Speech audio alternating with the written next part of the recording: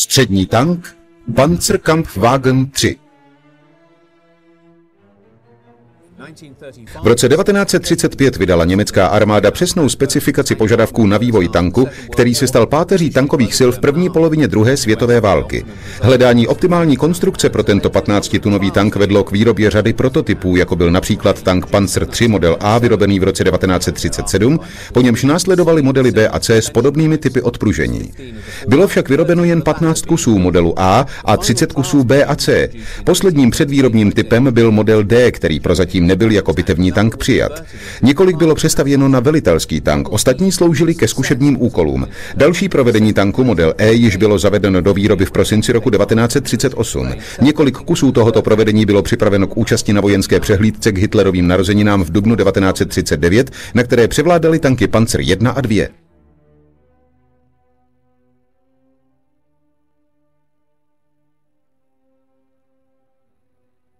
Model E byl mimo jiné vybaven novým odpružením pojezdových kol torzními tyčemi, které zlepšilo jízdní vlastnosti tanku a také to pomohlo k jeho přijetí armádou. Tank Panzer III model E již měl základní strukturu konstrukce, která byla pro tento typ tanku charakteristická až do roku 1943, kdy byl tank Panzer III stažen z výroby.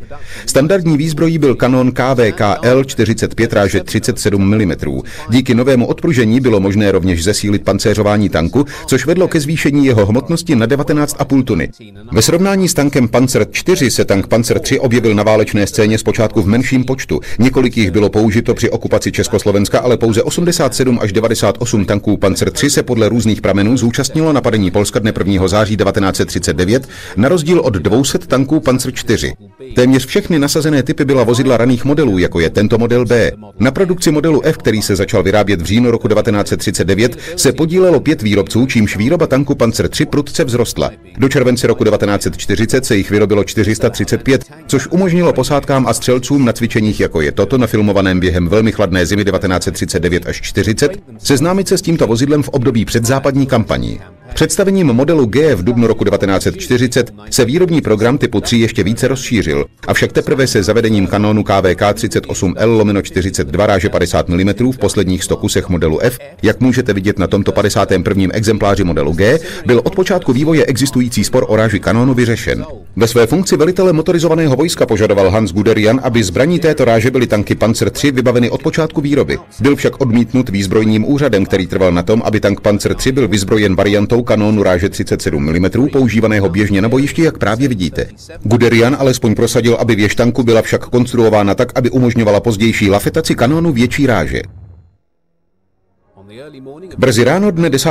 května 1940 napadl Wehrmacht Francii a Nizozemsko.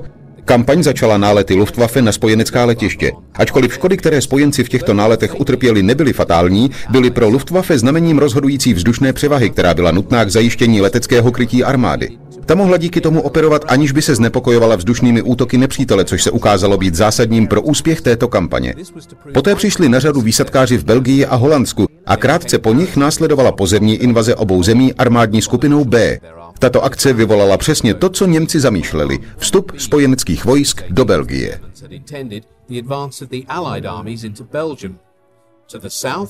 Armádní skupina A zahájila postup směrem na jih a k řece Máze přes Ardenský les, což byla oblast Francouzi považovaná za nevhodnou pro obrněné jednotky. Pěstí této německé formace a skutečným těžištěm německé útočné síly v tomto tažení byly 2 obrněné sbory pod vedením von Kleista. V 10 tankových divizích ve 2 armádních skupinách bylo celkem 2574 tanků, z nichž 348 byly tanky Panzer III, které byly všechny vyzbrojeny kanónem ráže 37 mm.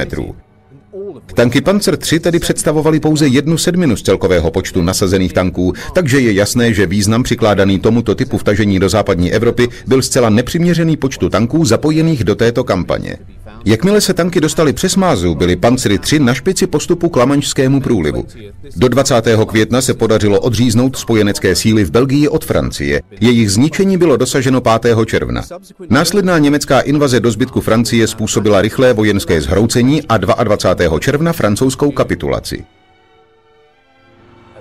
Německé vítězství ve Francii bylo vybojováno spíše hromadným nasazením obrněných divizí jako nástroje překvapení za použití jejich rychlosti, kterou demoralizovali nepřítele, než bojem tanků proti tankům.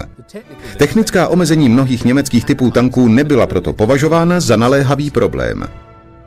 Občasná přímá střetnutí těžce obrněných francouzských a britských tanků s německými nicméně vzbudila obavy z kvality německé výzbroje, které bylo třeba řešit. Analýza provedená po bitvě objevila, že hlavní slabinou typu 3 byl žalostně nedostatečný výkon jeho kanónu ráže 37 mm.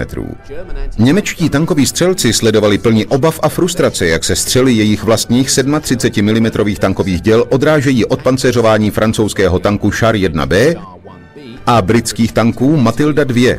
A proto bylo toto dělo pohrdavě označeno jako armádní klepadlo. Hitler sám nyní požadoval, aby byl tank Panzer III přezbrojen a osazen kanónem ráže 50 mm L60 s delší hlavní s větším dostřelem a zejména s vyšší úsťovou rychlostí. Jako kdyby chtěl dokázat, že vůdcovo slovo není vždy zákonem, armádní výzbrojní úřad jednoduše ignoroval jeho nařízení. Zejména proto, že výrobce právě zahájil výrobu nového 50 mm kanónu s krátkou hlavní vhodnou pro tento tank, zatímco dlouhé hlavně byly dle názoru Waffenamtu potřebnější pro nově vyvinutý protipancéřový kanón PAK-38.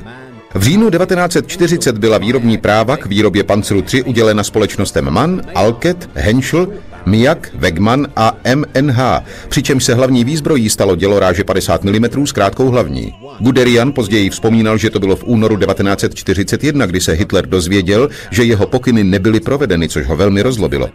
Není možné přesně určit důsledky tohoto neuposlechnutí na bojové operace, ale generálmajor von Mellenthin, autor práce s názvem Panzerschlachten, tankové boje, nepochyboval o tom, že hrálo velikou roli v prohře Německa ve válce.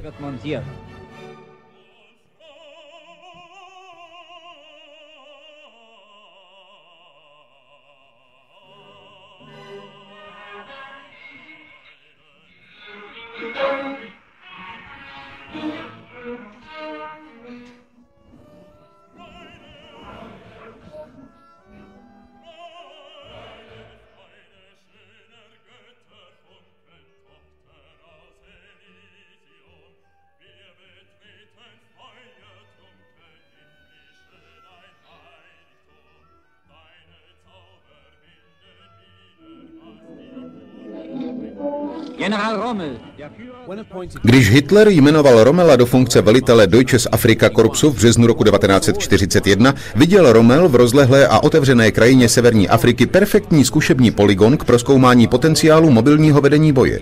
Přestože Rommel věděl, že do tohoto projektu bylo třeba zapojit všechny typy zbraní, tank jasně ležel v jeho jádru. Ve skutečnosti šlo zejména o tank Panzer III, který se stal opravdovým tažným koněm Afrika Korpsu ve všech jeho bitvách.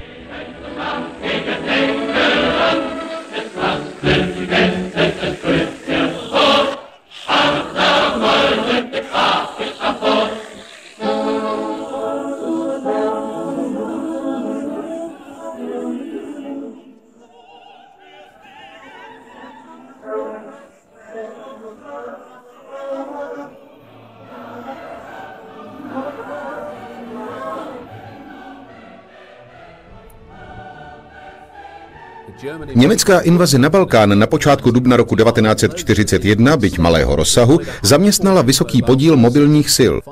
5 tankových divizí a 2 motorizované pěší divize se ocitly v intenzivním krátkém konfliktu jen pár týdnů předtím, než měli zahájit svou nejnáročnější kampaň. Přestože velké množství nasazených starších modelů tanku Panzer III mělo zesílené pancéřování a kanón ráže 50 mm s krátkou hlavní, značný počet tanků, které byly k vidění na záběrech filmového týdeníku a na fotografiích pořízených během kampaně v Jugoslávii a Řecku, bylo stále vybaveno málo účinným dělem ráže 37 mm. Německá invaze do Sovětského svazu 22. června 1941, ačkoliv plánovaná jako rychlé tažení v nejlepším duchu Blitzkriegu, se stalo nejkrvavějším a nejbrutálnějším konfliktem v dějinách. I když Němci vyčlenili na tuto invazi ohromné prostředky a byli plně přesvědčeni, že Rudá armáda může být a bude rozprášena stejně účinně jako francouzská armáda před rokem, bývalý spojenec, kterého nyní napadli, byl ve skutečnosti záhadou. Německé odhady skutečných či možných sovětských vojenských sil byly neobyčejně mlhavé a většinou zcela mylné. Udávané počty byly spíše zbožným přáním než střízlivou analýzou zpravodajských informací. Německé vnímání Rudé armády bylo navíc ovlivněno klamným předpokladem, že se sovětský důstojnický sbor stále ještě zotavuje z obrovské Stalinovy čistky, která proběhla ve 30. letech. Nebylo tedy možné, mysleli si němečtí stratégové, aby odolala nejpůsobivějšímu válečnému stroji, který svět dosud viděl. Němci viděli v žalostném výkonu Ruska v zimním období války proti Finsku v letech 1939 až 40 velmi jasný důkaz potvrzující výše zmiňované přesvědčení. A tak mohl Hitler s důvěrou prohlásit: musíme pouze rozkopnout dveře a celá ta schnilá struktura se sesype. Panzerwaffe, obrněné vojsko, bylo hlavním nástrojem k realizaci zničení Rudé armády v evropské části Sovětského svazu předtím, než by sovětské jednotky měly čas stáhnout se do odlehlých míst země. Na první pohled se zdálo, že se po pádu Francie německá tanková síla téměř zdvojnásobila, aby se zohlednily daleko větší nároky, které na ně tato kampaň kladla. Takový dojem byl však klamný, protože jediné, co Hitler udělal, bylo vydání nařízení rozdělit stávající divize, čímž se vytvořily divize nové. 17 obrněných divizí rozdělených mezi 4. tankovou skupinu armádních skupin Sever, Střed a Jih vyslalo pro tuto kampaň kolem 3332 tanků, z nichž většina byly stále stejné zastaralé lehké tanky, s nimiž šlo Německo do války v roce 1939. Tank Panzer III byl nyní nejpočetnějším typem tanku v provozu a v počátečních měsících kampaně podal obdivuhodný výkon. Jelikož byla velká část sovětských obrněných vozidel zastaralých, kanon ráže 50 mm L-42, jímž byla vybavena většina typů 3, se ukázal být více než dostačujícím.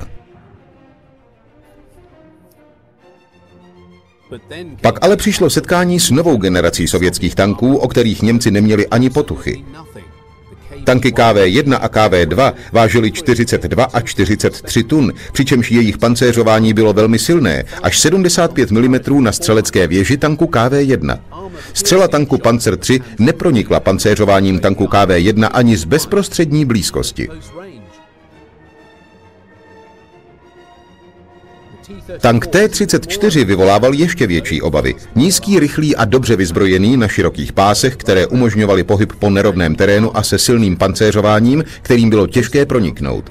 Většina výše zmiňovaných sovětských tanků, které se objevily v prvních měsících kampaně, byla, ač s obtížemi, zničena střelbou z bezprostřední blízkosti, speciálními střelami nebo 88 mm kanónem Flak.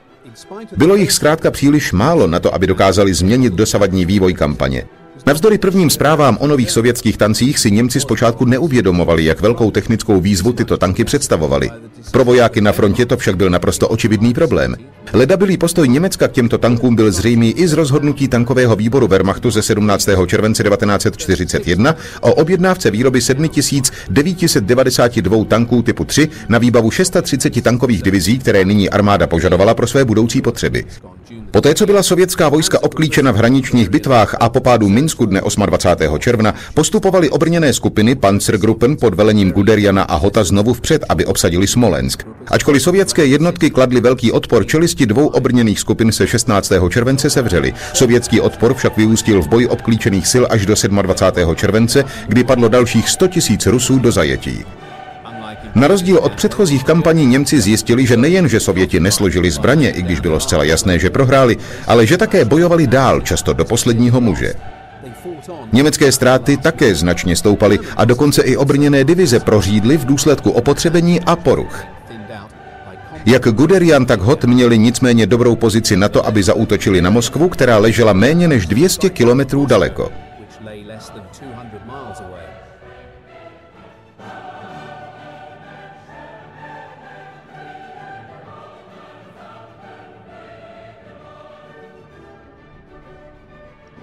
Na začátku srpna odletěl Hitler do Ruska, aby prodiskutoval strategii boje se svými generály. Letěl přes Minsk, aby se na toto město mohl podívat, a potom pokračoval dál do Borisova.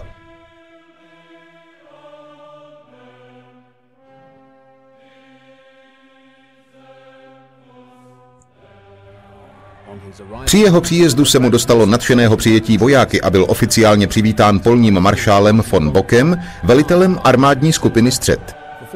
Po dobu 4 týdnů tanky čekaly na vydání rozkazu ohledně útoku na Moskvu a zdálo se, že Führer už nejspíš Moskvu nepovažoval za hlavní cíl operace.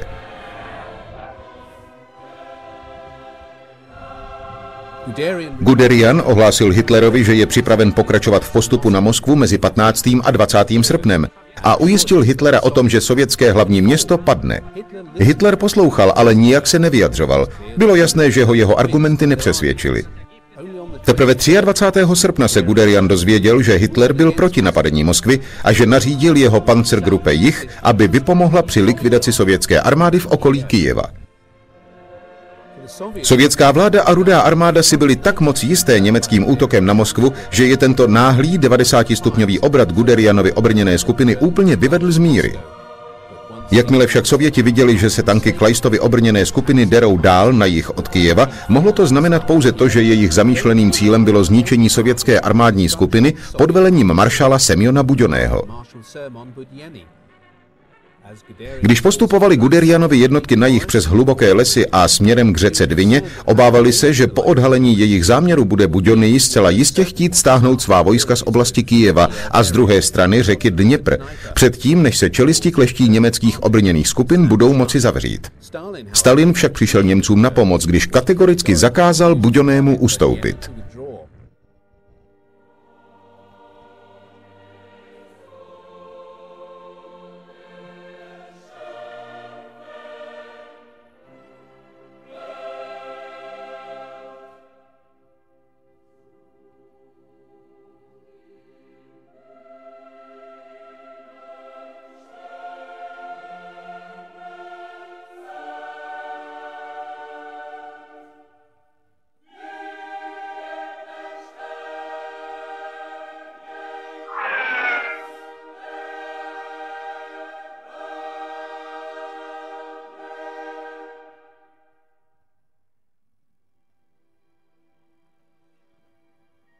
Brennendes Öl sperrt die Straße.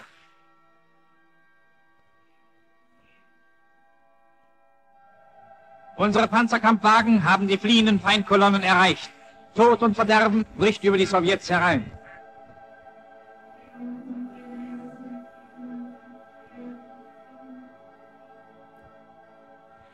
10. září dorazil Kleistův obrněný sbor do města Kremenčuk na západním břehu řeky Dněpr, přímo na jih od Guderianovy obrněné kolony, která přijížděla od Smolenska. 16. tanková divize nyní jela na sever a 13. září vzala útokem město Lubny, zatímco 3. tanková divize byla vzdálena pouze 100 kilometrů severněji a navzdory urputné obraně se drala na jih. Sovětské jednotky si byly vědomy uzavírající se mezery a proto se zoufale snažili uniknout navzdory Stalinovu příkazu neustupovat. Rychlost obou čelistí, severní i jižní, byla vážně ovlivněna počasím, protože deště proměnily silnice v lepkavé bláto.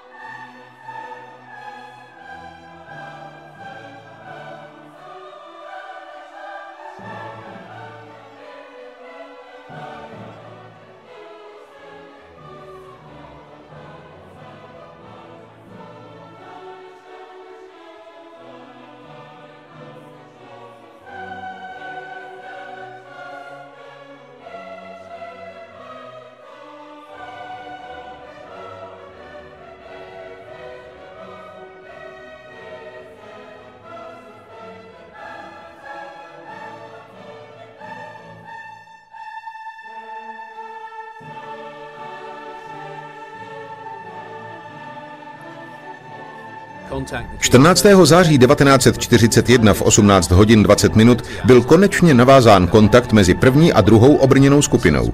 Následným zmenšováním kyjevské kapsy byla více než milionová armáda zredukována na mrtvé, umírající a 665 000 zajatců. Von allen Seiten stoßen die deutschen Verbände in den Kessel vor. Am 27. September war die gigantische Schlacht beendet.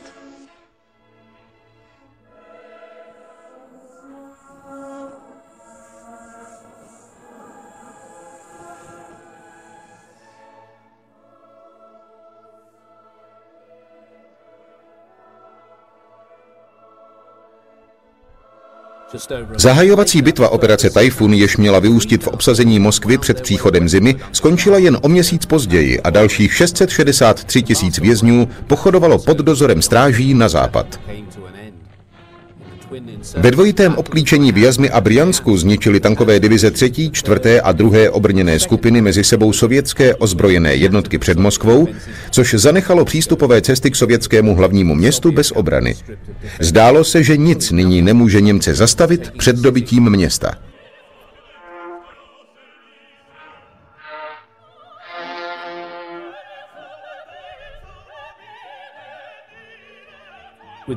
Útok pokračoval s tanky v čele.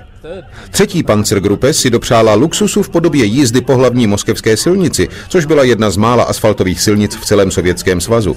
Ale ostatní tankové divize se musely spokojit s přejezdy polí a písčitých polních cest, kde žádné silnice nebyly. Tvrdá zkouška přišla 11. října, kdy tanky T-34 poprvé masově napadly německé tanky a porazily je. Guderian řekl, že to bylo poprvé, co byla naprostá převaha tanku T-34 zřejmá.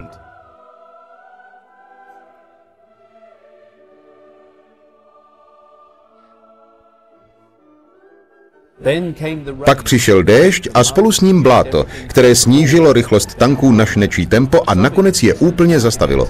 Sovětský odpor se nyní začínal zesilovat. Němci se rozhodli pokračovat v postupu 15. listopadu, jelikož doufali, že do té doby země zmrzne.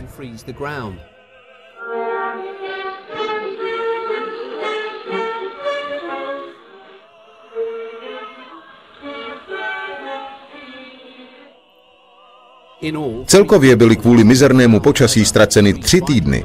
3 zásadní týdny, které se vší pravděpodobností vedly k selhání operace Tajfun. Nur die besten Soldaten der Welt werden auch mit diesen ungeheuren Schwierigkeiten fertig.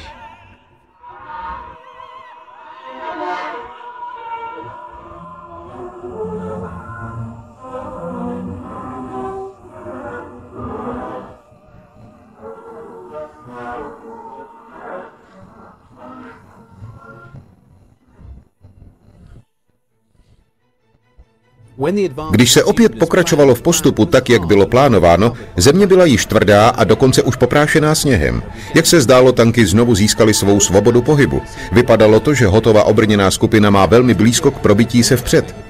28. listopadu dorazily německé jednotky k Moskevskému kanálu a ačkoliv se i nadále pokračovalo vpřed, bylo zřejmé, že se německá armáda blíží ke konci svých sil.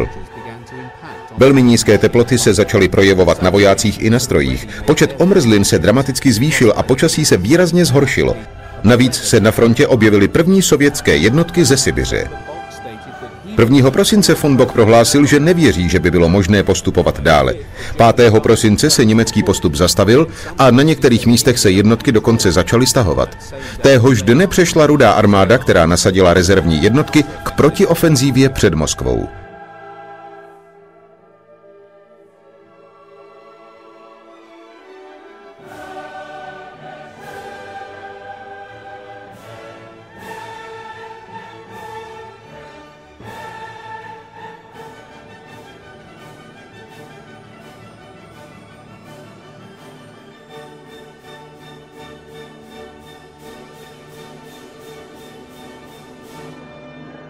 Na začátku ledna 1942 dorazilo 50 tanků Panzer III z Německa do Neapole.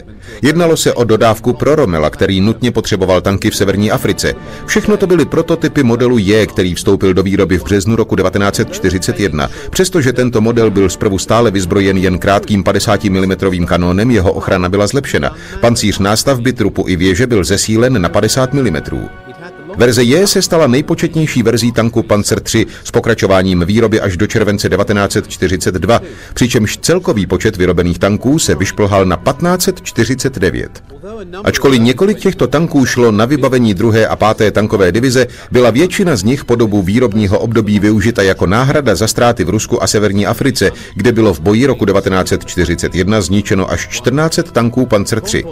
Konvoj 9 obchodních lodí doprovázený 4 italskými bitevními loděmi a podleteckou ochranou Luftwaffe operující ze Sicílie dorazil 5. ledna v neporušeném stavu do Tripolisu. Vyložení tanků Panzer III a italských tanků M13/40 vybavilo Rommela dostatečně silnými prostředky k úspěšnému útoku na britskou 8. armádu. Jelikož Rommel zjistil, že Britové mají vážné problémy se zásobováním a že také stahovali své jednotky, zejména pak vzdušné síly, aby je poslali na Dálný východ bojovat proti Japoncům, zahájil Rommel svůj útok 21. ledna. Ačkoliv byl počet tanků, kterými Rommel disponoval, nižší než počet tanků nepřítele, německých bylo 150 a britských 360, věřil, že se nepřítel zhroutí tváří v tvář jeho nečekanému útoku. 26. ledna se britská 8. armáda dala na ústup a německý Afrika Korps si připsal na účet kořist a zničení 299 nepřátelských tanků a dalších obrněných vozidel, 147 děl a zajal 935 mužů. Britové ztratili 3000 vojáků. Německé ztráty představovaly pouhé 3 zničené tanky a 14 zabitých důstojníků a vojáků. Tím, že se Rommel zmocnil Bengází, získal neocenitelnou kořist v podobě nákladních automobilů, které byly okamžitě začleněny do Afrika Korpsu. Následný ústup britských jednotek je zahnal až ke Gazale, 50 kilometrů západně od Tobruku, kde obě strany zůstaly celé jaro a obnovovaly své síly pro další kolo bojů.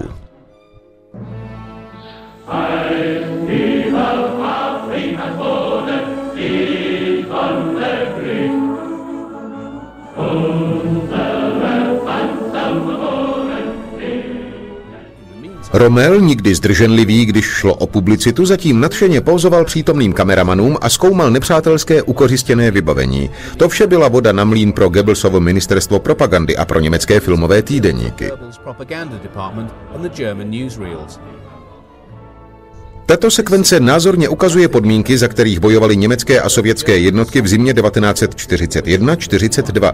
Šlo o nejhorší zimu, která v Rusku udeřila za posledních 50 let. Akce pěchoty podporované tanky bojujících za znovu získání nebo obsazení vesnice nebo určité pozice uprostřed bezútěšné a odpudivé zasněžené krajiny byly běžným jevem. Vzhledem k úzkým pásům tanku Panzer III byl pro něj pohyb v hlubokém sněhu obtížný. Své se hrála i zvyšující se hmotnost tanku při posilování jeho výzbroje a pancéřování, která už přesáhla 22 tun při nezvýšeném výkonu motoru.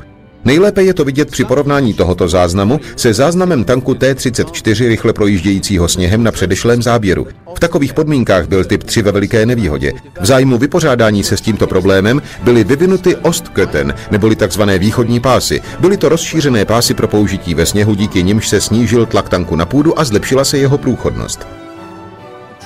Přeprava výzbroje z jedné ohrožené oblasti do druhé na veliké vzdálenosti a v hlubokém sněhu, který pokryl celou zemi, by nebyla možná bez pomoci vlaků. Plošinové vagóny Deutsche Reichsbahn, německé říšské dráhy, měly kontinentální šířku pro zhruba 3 metry široké tunely. Šířka tanku Panzer III a Panzer IV byla navržena s ohledem na toto omezení.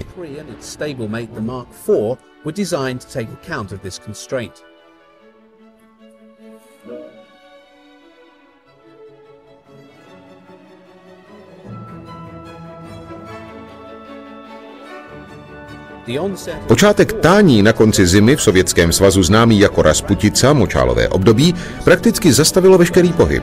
Sovětská armáda dávno věděla, že generál Bláto je velitel, se kterým nelze diskutovat a který nemůže být poražen. Dokonce i válka musí ustoupit, když zaplaví zemi. Času předtím, než půda vyschla natolik, aby bylo umožněno obnovení bojových operací, bylo využito k dlouho potřebované údržbě tanků a ostatních vozidel po drancování zimy.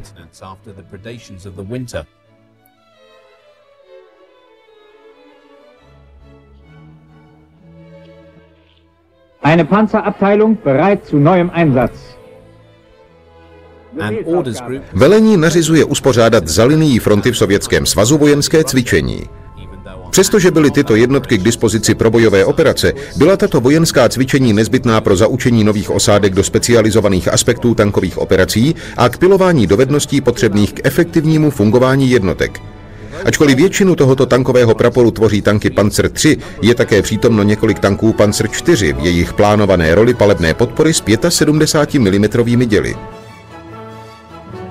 Über völlig aufgeweichte Straßen und Felder rollen die Panzerkampfwagen nach vorn.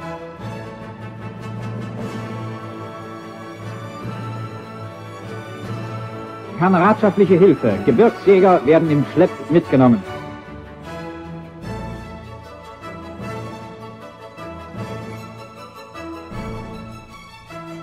17. května 1942 Němci zahájili protiúder, protože sovětské jednotky zahájily o týden dříve masivní ofenzívu pod velením maršála Timošenka. Jejímž účelem bylo obsazení Charkova a obklíčení 6. armády. Přestože sovětský útok byl zpočátku úspěšný, Němcům se jej 15. a 16. května podařilo zvrátit a nyní se chystali na odvetu. Po 6 dnech těžkých bojů Němci odřízli sovětský Klín a nyní se chystali ke zničení jeho jednotek. Jak pokračovali ve zmenšování kapsy, sovětská vojska se vzdala a Němcům padla do rukou hromada sovětského vybavení.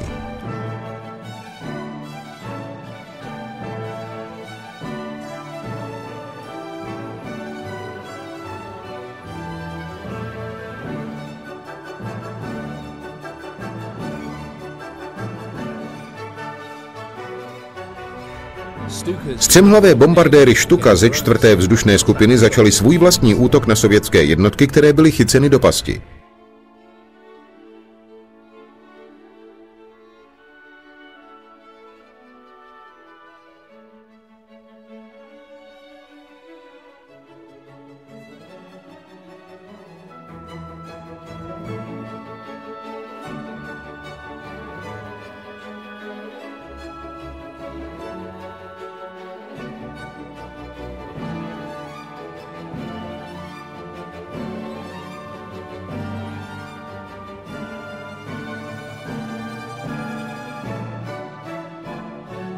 Němci se museli vypořádat s divokými pokusy Sovětů o únik z kapsy a se zadržením silného tlaku sovětských útočících jednotek, které se snažily proniknout přes řeku Doněck na východ. Bitva, která se tu odehrála, byla mnohými popisována jako nejlítější z celé války. Německé obrněné jednotky byly zapojeny do útoku proti sovětským tankům a sloužily také jako podpora pěchoty v odražení masivních sovětských útoků.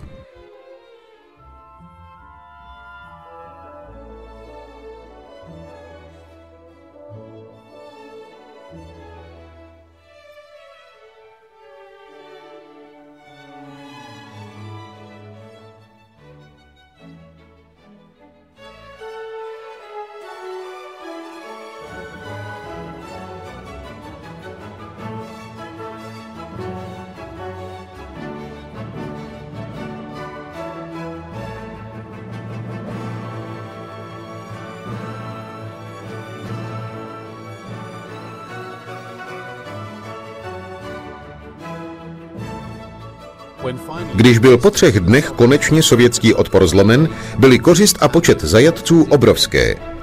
Roztroušených po krajině bylo nejméně 1250 zničených a opuštěných tanků a 2026 děl všech ráží. 239 000 vojáků Rudé armády pochodovalo do zajetí, z něhož se většina nikdy nevrátila. Bylo to vítězství připomínající předchozí velké letní triumfy a zdálo se být vhodnou předehrou pro hlavní německou letní ofenzívu, která, jak Hitler věřil, by konečně mohla znamenat vítězství nad Sovětským svazem, kterému uniklo v předchozím roce.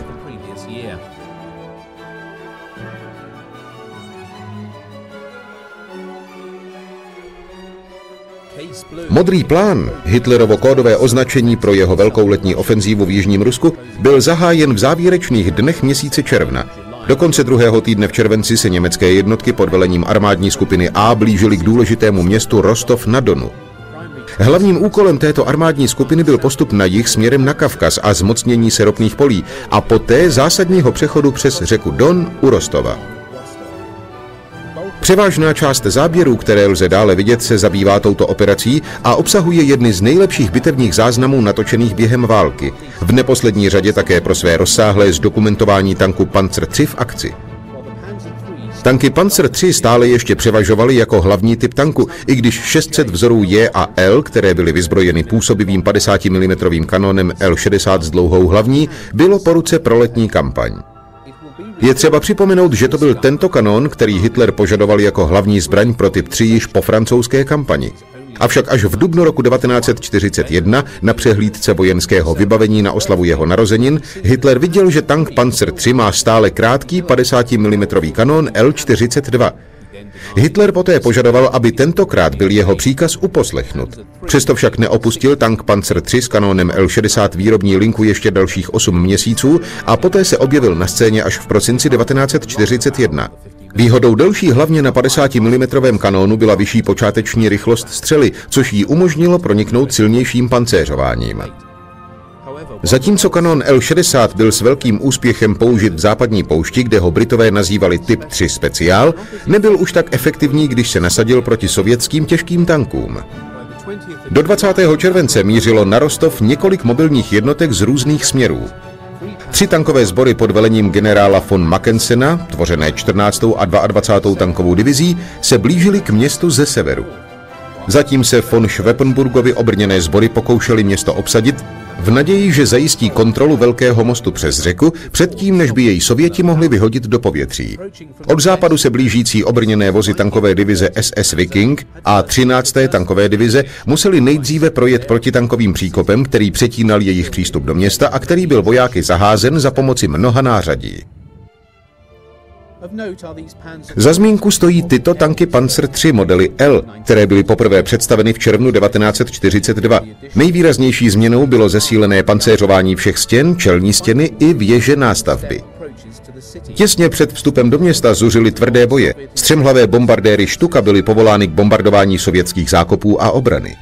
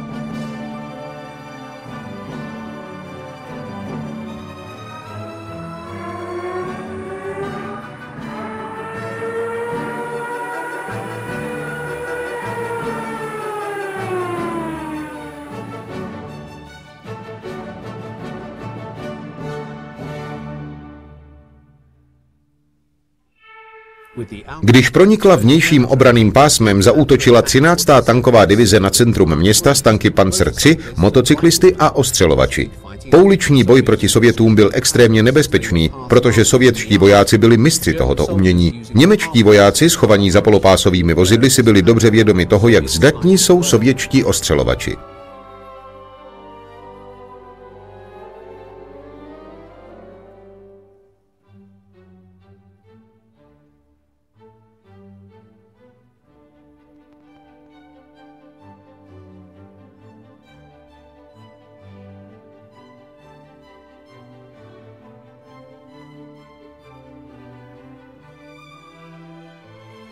Die Sowjets haben jede Straße festungsartig ausgebaut.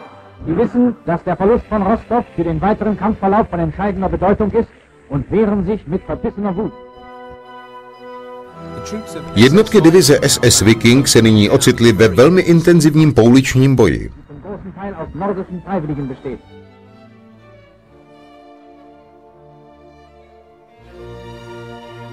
Jede Handbreit Boden wird heiß umkämpft.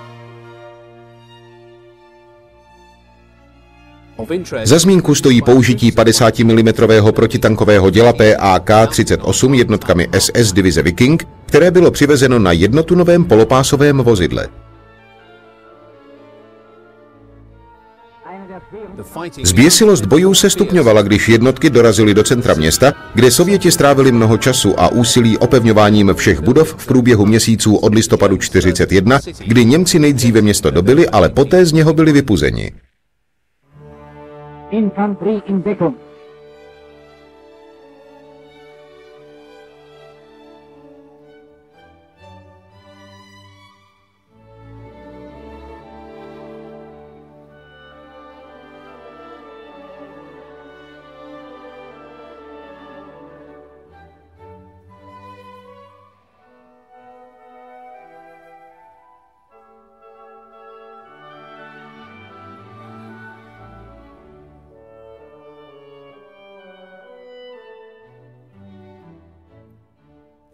Bitva o Rostov na Donu pokračovala po několik dalších dní, kdy byl postupně vyklizen a obsazen dům od domu a ulice od ulice, což byl velmi pomalý a obtížný proces. Proces, který byl ještě více zpomalen nejen fanatickým odporem vojáků Rudé armády a elitního vojska NKVD, ale také silnou obranou, barikádami z rozbitých dlaždic, zazděnými vstupy do ulic, ocelovými nosníky nastraženými v zemi, zakopanými minami a tak dále. Ani jedna strana nestratila žádnou čtvrť města a dokonce i němečtí ranění museli být opatrní, protože mnozí byli zabiti, když čekali na evakuaci.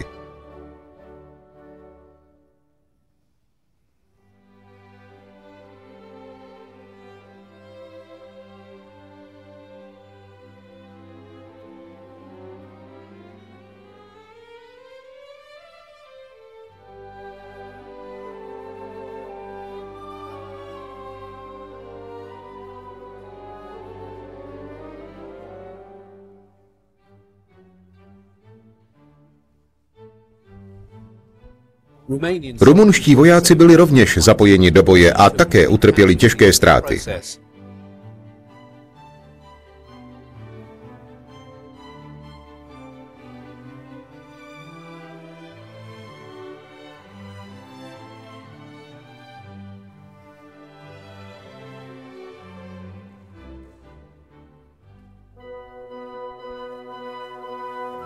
Rostov byl zcela v německých rukou až 25. července. Ulice byly posety velkým množstvím opuštěného a zničeného sovětského vybavení, nákladními automobily ZIL, dělostřeleckými traktory, těžkými zbraněmi a protiletadlovými zbraněmi. Nyní se dělostřelectvo vydalo přes město až k mostu, který byl 25. konečně zabezpečen rotou pluku Brandenburg, speciální jednotkou spadající pod Canarisův Abwehr.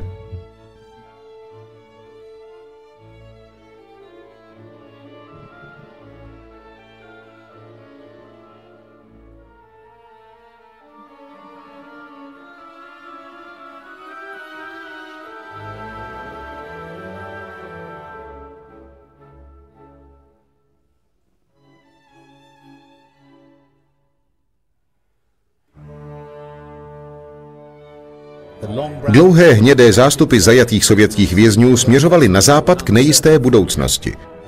Uprostřed velkého tepla a prachu bylo nejspíš jen velmi málo těch, kteří by se na svou budoucnost nedívali s obavami. Pro německou armádu ukazatel nyní směřoval na jih, na Kavkaz a ropná pole. Po krátkém odpočinku tanky znovu vyrazily.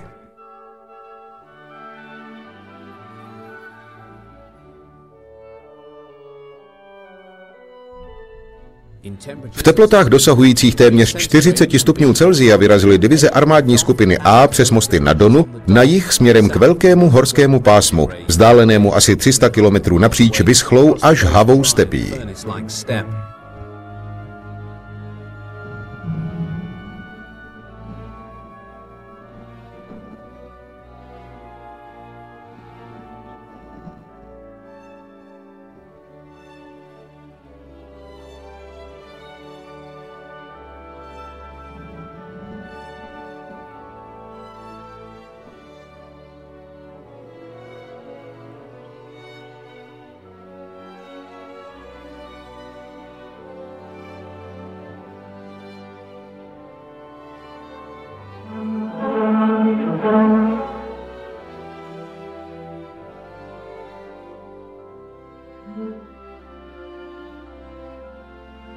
Při pohledu ze vzduchu jedou německé dopravní kolony v závěsu za postupujícími obrněnými vozy a vezou veškeré zásoby nezbytné pro mobilní armádu v boji. Olej, benzín, vodu, munici, jídlo a oblečení.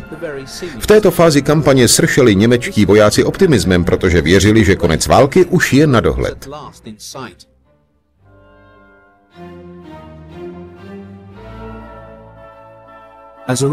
Jak bylo původně určeno v operaci Modrý plán, byla role Hotovy 4. tankové armády jasná.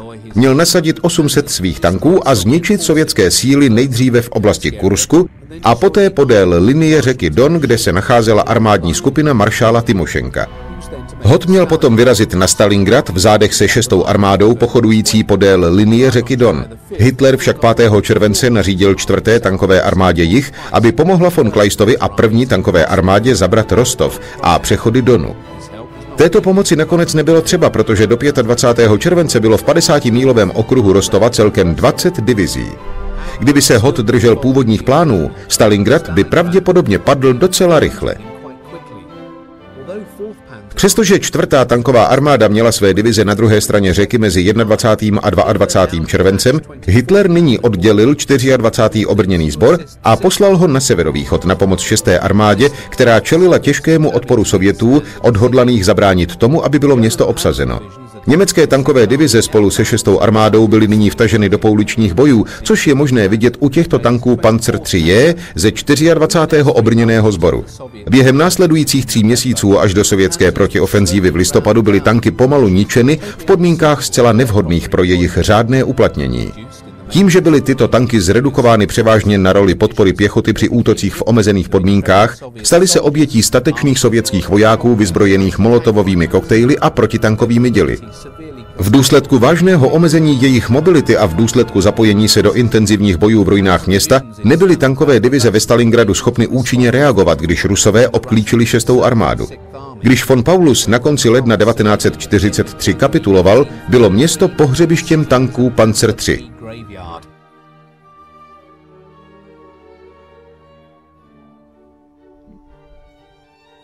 Tanky Panzer III a Panzer IV byly klíčové zbraně v Rommelově plánu zničit britské obranné pozice útokem přes proláklinu Ragil na úbočí hřebenu Alam el Halfa 31. srpna 1942. Německý Afrika Korps byl na vrcholu svého úspěchu, ale útok selhal a spolu s ním poslední Rommelova šance dobít Egypt.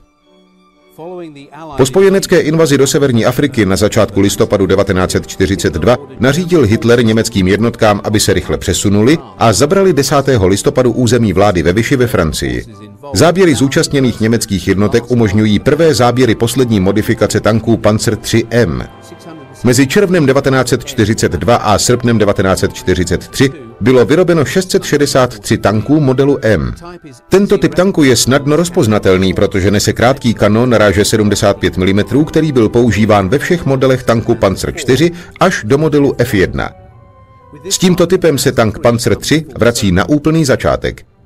Původně navržený jako bitevní tank, který měl být podporován tankem Panzer IV, se nyní Panzer III sám stal podpůrným tankem pro pozdější modely tanků Panzer IV a tanků Tiger. V té době ale byly dny tanku Panzer III jako bitevního stroje sečteny. Ačkoliv armáda ho považovala za lepší než Panzer IV, jeho menší velikost ho odsoudila k tomu, že byl zastaralý, protože ho nebylo dále možné přezbrojit. Zdálo by se, že jde o případ náhradníka, který se stal vedoucím hráčem. Další tanky Panzer III postupující s modely M jsou modely L.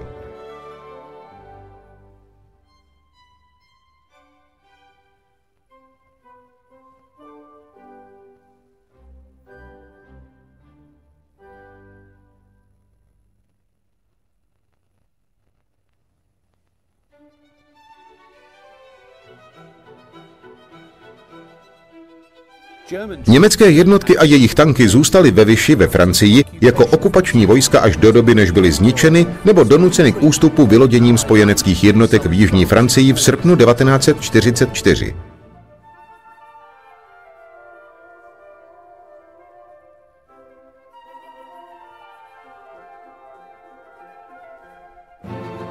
Ve stejnou dobu, kdy byl okupován zbytek Francie, nařídil Hitler 10. obrněnému sboru a tankové divizi Hermann Göring přesun do Tuniska, což byla první fáze důležitého kumulování vojsk, aby se udržely pozice sil osy v Africe. K prvnímu boji mezi Němci a spojenci v Tunisku došlo 17. listopadu, skutečný boj však začal až na jaře. Do té doby dorazil do Tuniska zbytek Afrika Korpsu. Tyto tanky typu Panzer III s 50 mm kanónem KVKL-60 s dlouhou hlavní představují poslední model tohoto středního tanku, který opustil výrobní linku. Od října 1942 do února 1943 bylo vyrobeno jen 250 modelů M, a to 4 společnostmi zapojenými do výroby tanku Panzer III. Původně byla nařízena výroba tisícovky těchto modelů, ale v červenci roku 1943 byl tento počet zredukován v důsledku rozhodnutí o snížení produkce typu 3, kromě modelu N, a přidělení jejich podvozků na výrobu dalších útočných zbraní. 100 těchto modelů bylo rovněž přeměněno na plamenometné tanky. Ty, které zde vidíme, jsou na postupu, aby se utkali s britskými jednotkami v listopadu 1943 v jednom z počátečních spojeneckých pokusů obsadit Tunis.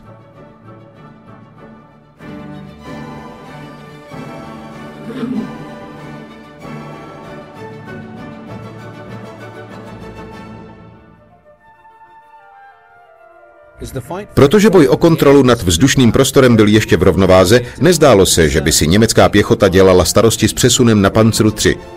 Ani samotné tanky neměly žádné maskování, což svědčilo o tom, že se také v této fázi boje neobávali spojeneckých letadel. Britské tanky Crusader Mark 6 nesoucí 6-librové kanóny ráže 57 mm leží opuštěné a zdevastované poté, co byly zničeny německými tanky Panzer 3. Přestože byl tento britský tank přezbrojen, jeho pancéřování nebylo dostatečné na to, aby byl chráněn před střelami Panzeru 3 Special. V 6 hodin ráno 14. února 1943 zahájili Němci operaci Jarní vánek útokem 140 tanků na spojenecké síly v Sidi Bouzid za silné podpory Luftwaffe. Podstatnou část německých obrněných jednotek tvořily tanky Panzer 3 a 4. Němci dosáhli naprostého překvapení, jehož výsledkem byl ústup amerických jednotek zpět k městu Zbejtla a bojiště pokryté 44 vraky tanků M4 Sherman a M3 Lee a 59 polopásovými vozidly.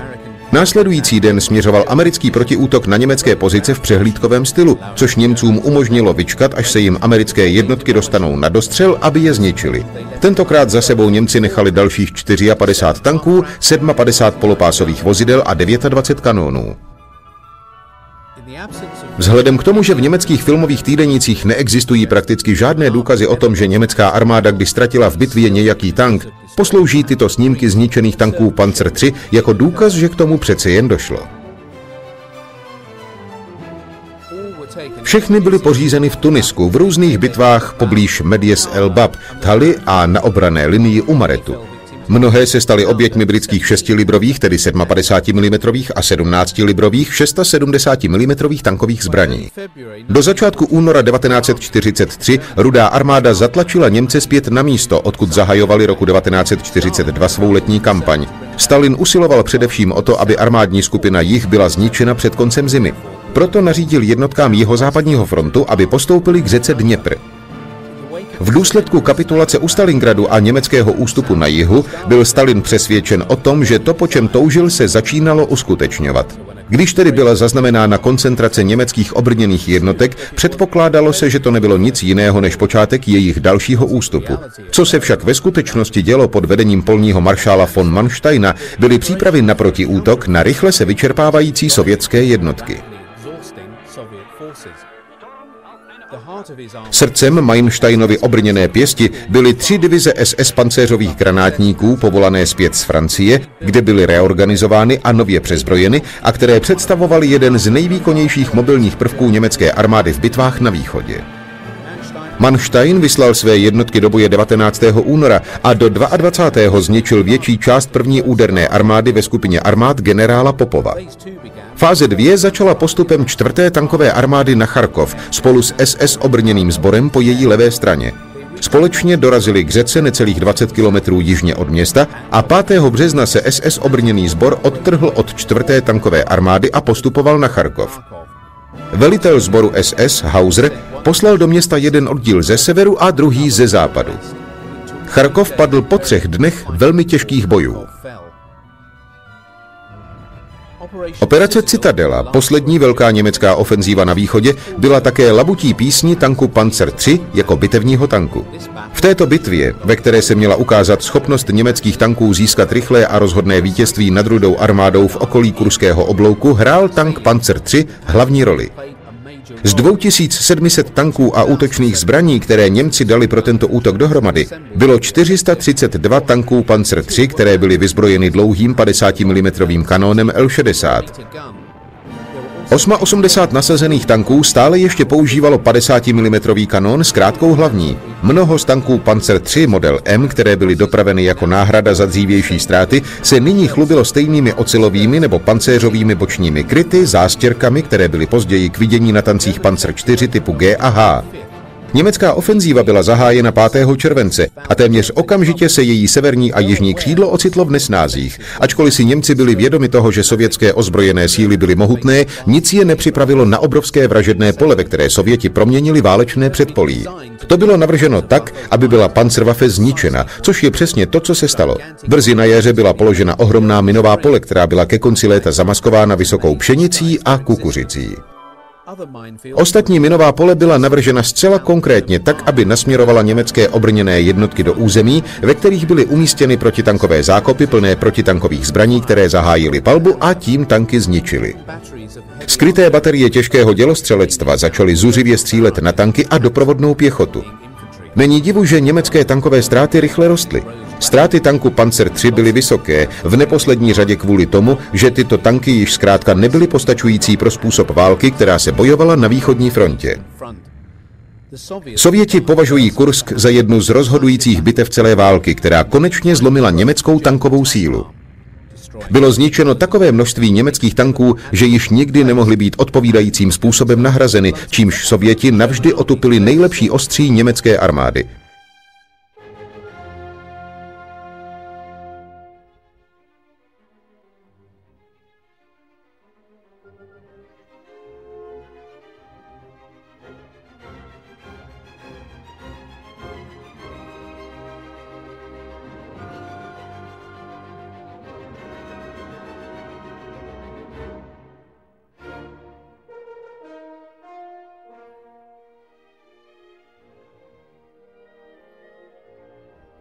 Když byl ke konci srpna 1943 tank Panzer IIIn stažen z výroby, stal se jako bitevní tank nadbytečnou položkou v inventáři německé armády, ačkoliv byl stále ještě k vidění v bitvách na východní frontě až do konce roku 1943.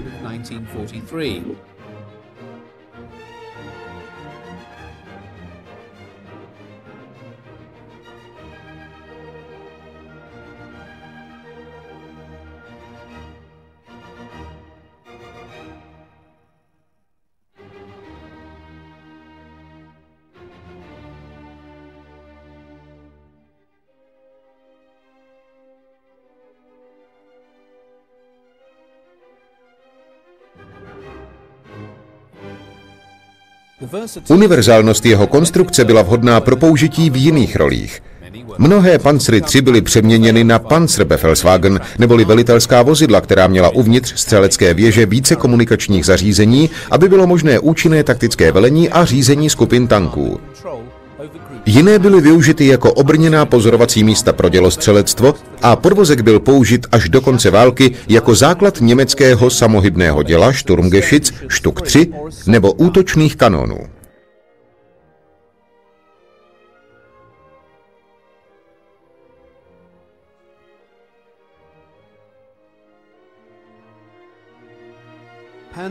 Tanky Panzer III, které přečkaly sovětský konflikt, se objevily na druhotných bojištích jako na tomto snímku, který ukazuje, jak se velitelé tanků vzdávají spojencům v Norsku.